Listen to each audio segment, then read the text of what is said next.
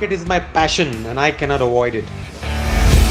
Big game tomorrow, which is happening again at Dubai Cricket Stadium between the two teams. One was touted as the favourites, but trounced by Pakistan by 10 wickets, and New Zealand were also beaten by Pakistan. So both teams going with losses.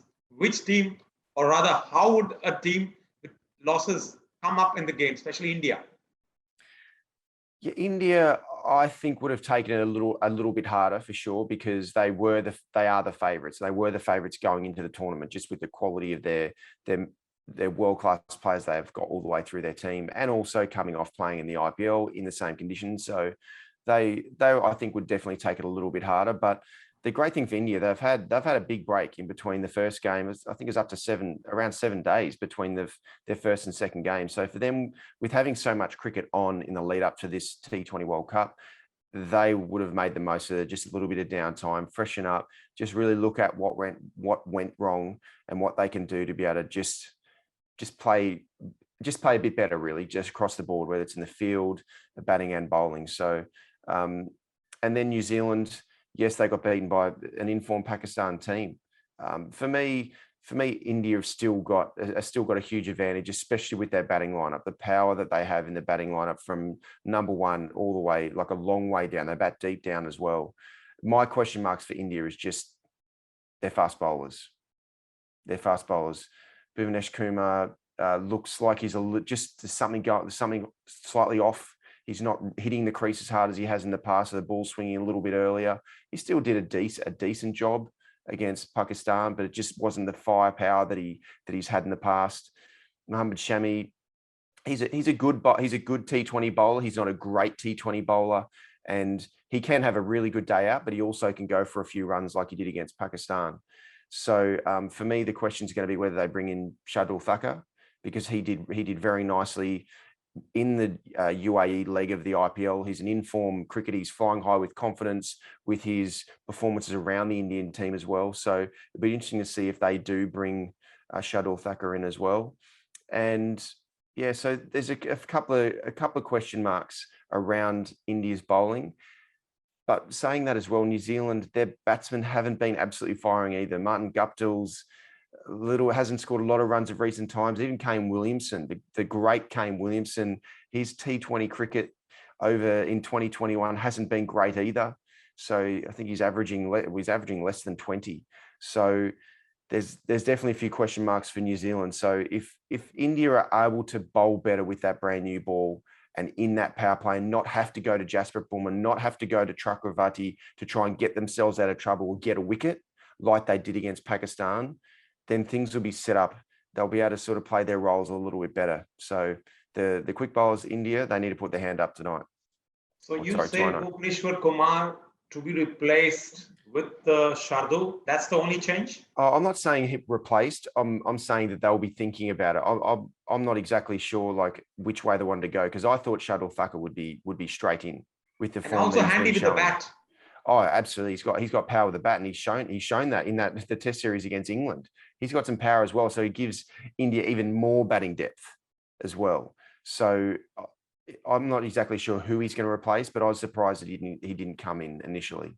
So and right now, because Hardik Pandya is not bowling, and yes, is very encouraging to see him bowl in the nets in the lead up to this game against New Zealand, but he's still going to be a little way off before he gets bowling in a game. So it just means that India are so reliant on their 5 bowlers, their 5 frontline bowlers, to be executing at their best, because we don't want to see Virat Kohli bowling, and nothing against Virat Kohli's bowling. It's more so if he hurts himself because he has to bowl 1 or 2 overs under pressure, we don't want Virat Kohli straining aside or something, having to bowl 1 or 2 overs unnecessarily. So yeah, it'll be interesting to see how India's bowlers go, but the firepower at the top of the order. Yes, Shane Shatterfreddy was just that good in that first over. Rohit Sharma and then KL Rahul is outrageously good bowling. Trent Bolt, yes, he does get wickets in that first over, and he's a very skillful bowler with that brand new ball. But KL Rahul's faced a lot of Trent Bolt in the IPL. Rohit Sharma's faced a lot of Trent Bolt at training. So they know exactly what he's going to be serving up. Whereas Shane Shah-Afridi, they don't play against Pakistan that often. So I'll be very surprised if India doesn't get off to a fly in those first 6 overs from a batting perspective. We also heard Virat saying maybe they might get 2 overs out of Pandya. That would be a bonus.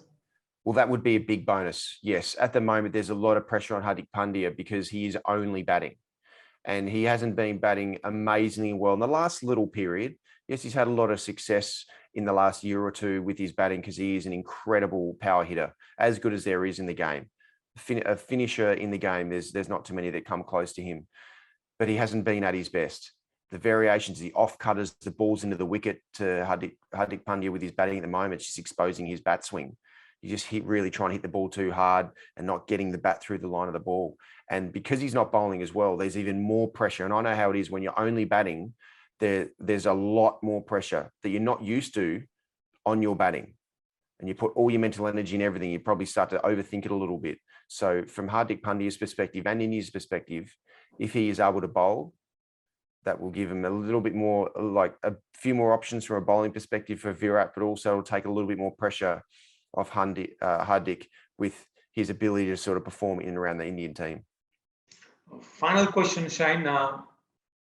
New Zealand has beaten twice India in the T20 World Cups. India has never won, and especially when it comes to ICC, when we saw in the semi-final in Manchester in the 50 overs, they beat India. In the Test Championship, they beat India. This is not a knockout game, but this game, if India for any reason go down, then it will be catch-up time. It will be for sure. Yes, India. This is a big game for India and New Zealand. If they lose, whoever loses this game, it's going to mean they're right behind the 8 ball to be able to try and like get in that top 2 position. So yes, it is very interesting why India haven't got a good record against New Zealand.